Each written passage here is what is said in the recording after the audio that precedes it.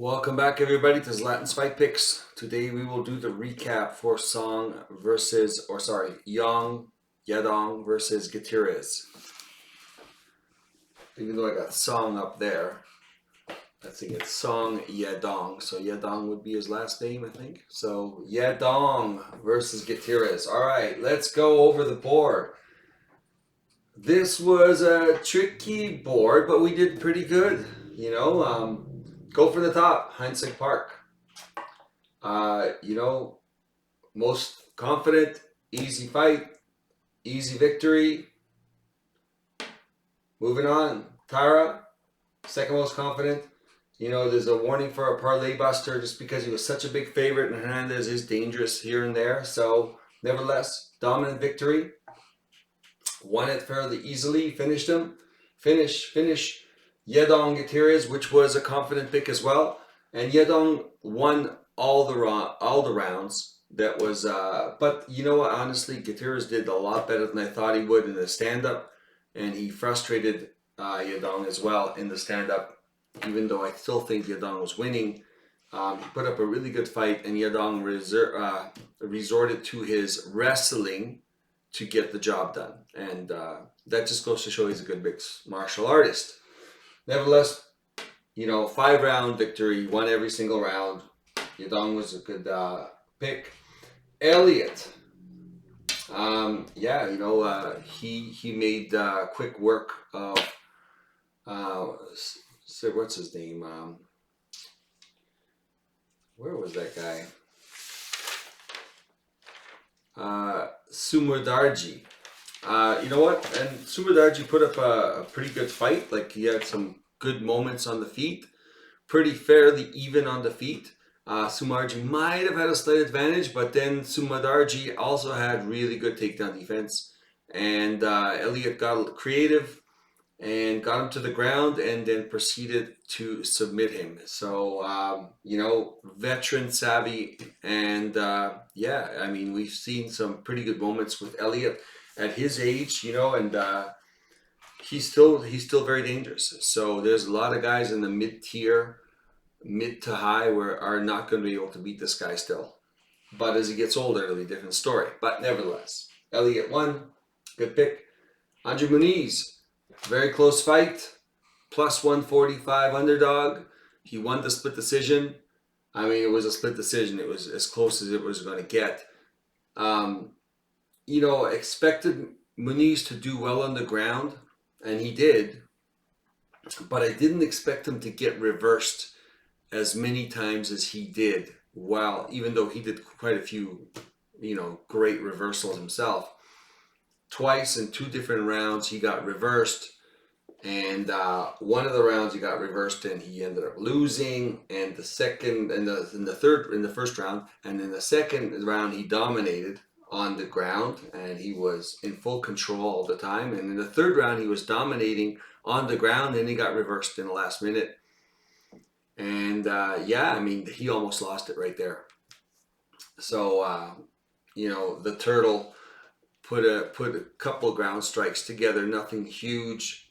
And, they gave the decision to Muniz. But, he kind of almost threw it out the window right there. But nevertheless, it was a close split decision. We went with the underdog. Underdog came through. Hasparat, mid-level confidence. Confident in him, not confident in Malarkey. And he went in with there and knocked, TKO'd Malarkey. That was pretty good. I had him winning by knockout in one of my props as well. Song Kenan. Man.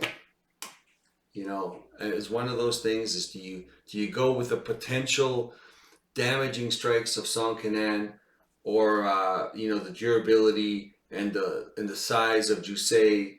Went with the Song Kenan experience. Jusei made a good account of himself. Man, the guy can take a punch. Just a sturdy, big dude, and he won the fight. Kenan couldn't, damage him enough to make any round swing his way, and just got outlanded overall. by the taller fighter. Yeah, so that was an underdog pick. Unfortunately, didn't come through.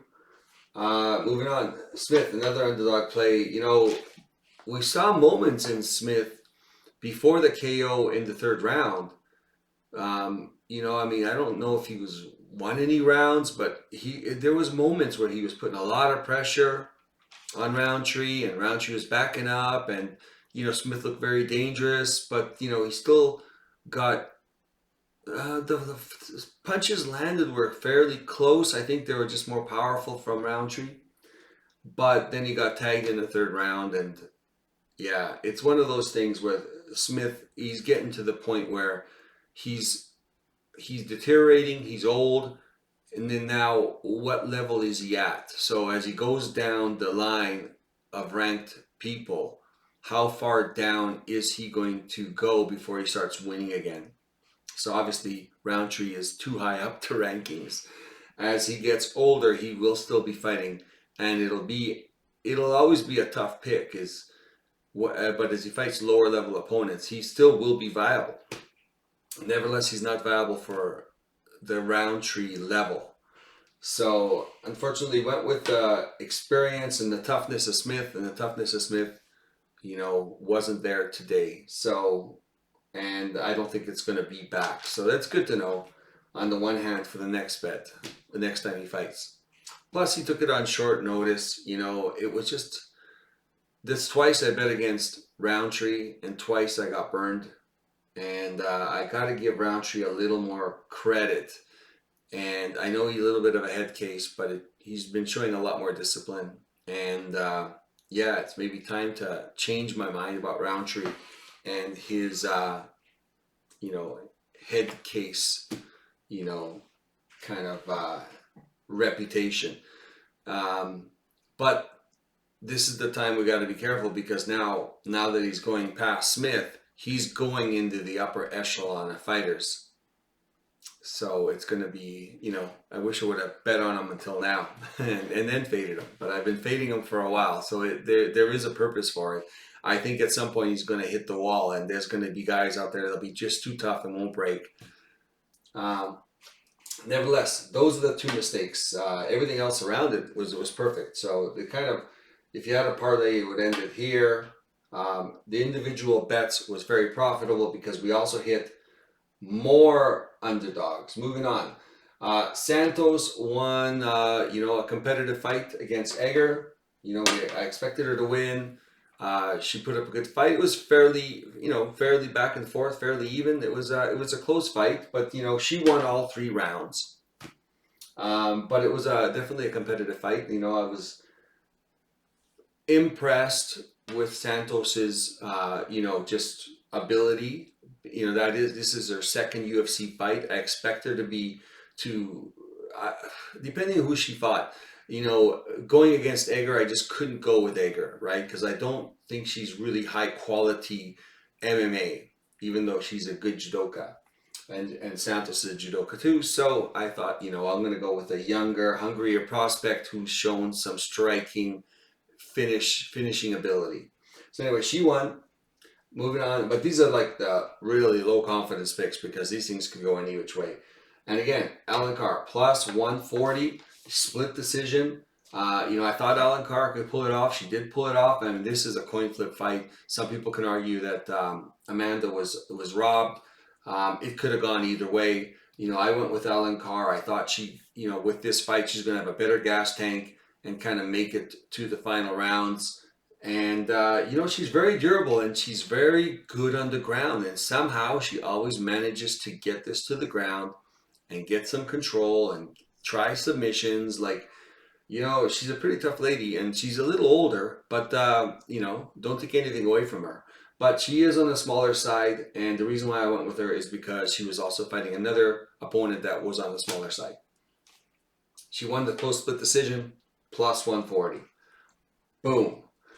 Now, 50 plus. Everyone thought I was retarded when I picked Garcia. Here's the thing is I said that Costa should win this fight, but I just had this feeling that Garcia is going to find the KO. And, you know, don't underestimate his ability to find the KO. So I actually had a bet with Garcia, second round KO. So I was rather proud of that, and I called it. And I thought, you know what, first round, this guy's going to be all over him, grappling him, holding him, and then that's exactly what happened. And then I was actually worried that Garcia wouldn't be able to get away, but he got away, and he landed some couple good strikes, and he ended up knocking out Costa. Costa's a very tough guy, very durable guy, and if Garcia doesn't get the KO, I mean, Costa could have won that decision, right? I mean, he won the first round just by control and holding on and, controlling Garcia.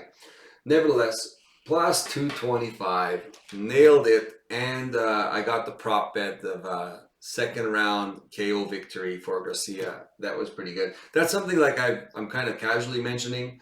It's something I might go further into, and I'll try to give you a couple, just a couple things that I'm going to do ahead of time. Usually I don't decide the prop bets till after the video, unless of course I'm fairly confident in it, then I just mention it to it. It's not something that I'm really primarily focusing in on the videos. Nevertheless, there it is. It was a good event, hard to pick. We got through it. It was what, 11 fights, 5, 9, 11. So we got 9 out of 11. That's not bad. Yeah, it's just a shame that these ones didn't come through, and it would have been 11 out of 11. But nevertheless, we're working on the next one, and there's 14 fights on that one. Wow. I better get cracking because it's already Tuesday, and I think I just started. So I gotta go through the rest of the tape. I'm gonna try to get this video out Thursday. It's gonna be very hard to get it out Thursday. I'll try. Worst case scenario, I'm gonna be getting it out early on Friday. And I didn't want to do Friday again. I'll try to do Thursday, but I just don't know if I can get through all the fights. Well, we'll see how fast they go, but there is a lot of really close fights, really good fights coming up on this card, and there's going to be really close, and I could see a few underdogs coming through on this one, and that's why I'm kind of trying not to go through it too quickly, because I have a feeling that if we nail a few big underdogs, it's going to be a really profitable event. So, it's a catch-22. I didn't have enough time to do all of them. There's a lot of fights, and there's going to be a few upsets, let me tell you. So, nevertheless, I'm going to get working on it, and I'll try to get it out Thursday, try to get it out or Friday morning, Otherwise, if you like the content, hit like. If you like to subscribe, you'll get notifications when I do bring out the next video for the UFC 296, is it? Nevertheless, also comment. Hey, let me know how you did. Let me know what happened to you on the fights, and yeah, let me know. I love the conversation. Also, the next event will be like, oh man, we're gonna be jonesing for a while, because the next event after that is, I think, January 7th, or is it January 13th? Yeah, it's a ways away. It's gonna be hard. Like, I wish I had those 3 weeks to look over the event for this Saturday, because I could sure use the time on it, because it's gonna be one of those events you really got to look at hard. But nevertheless, this will be the last one for about 3 weeks, I think. Maybe 3 weeks. Is it the 13th the next event is coming? Yes. Or is it the 13th? Maybe the 13th. Yeah, maybe not the 7th. Or something like that, or 5th. Yeah, I think the next event could be like the second Saturday in January. Yeah, it'll be a while. Anyways, thank you very much for joining me. We will see you in the next fight prediction video for UFC 296. Have a great day.